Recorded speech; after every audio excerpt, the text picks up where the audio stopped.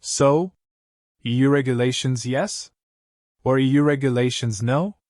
Some call it so. Others so.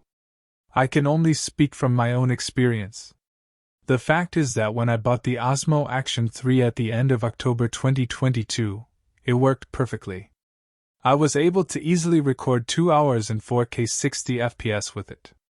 When my first firmware update came a few months later, the camera switched off after about 20 minutes due to overheating.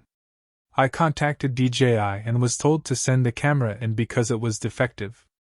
I didn't do it, but at the same time I started looking for another solution. I was sure it couldn't be a camera error. At some point I found the solution with the text file. I installed this and since then my camera has been running without any problems until the battery is empty. She gets warm, of course, but never so that it reaches a temperature that is dangerous for the camera.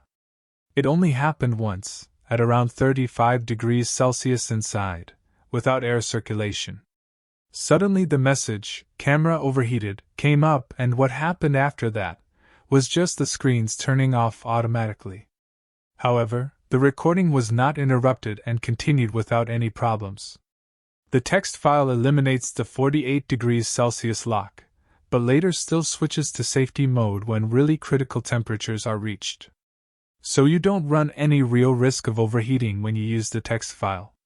So it is the case that a temperature lock is used in European countries. However, this has less to do with the actual overheating of the devices and more likely with warranty clauses that must be adhered to in the EU. Nothing will change in the future unless the camera manufacturers manage to get the regulations changed. With hardware becoming more and more resource-intensive, we in the EU have to be prepared for the fact that the devices will generate ever faster heat, which will automatically lead to the devices switching off even earlier in the future.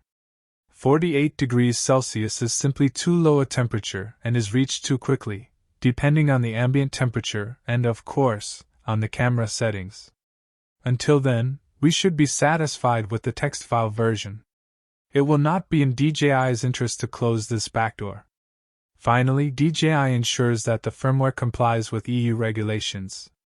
What the user does with the devices later is not their concern.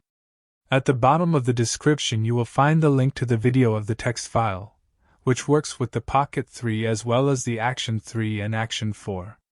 Possibly also with Action 2, but I haven't received any feedback on that yet. Maybe someone will test it and let me know if it works.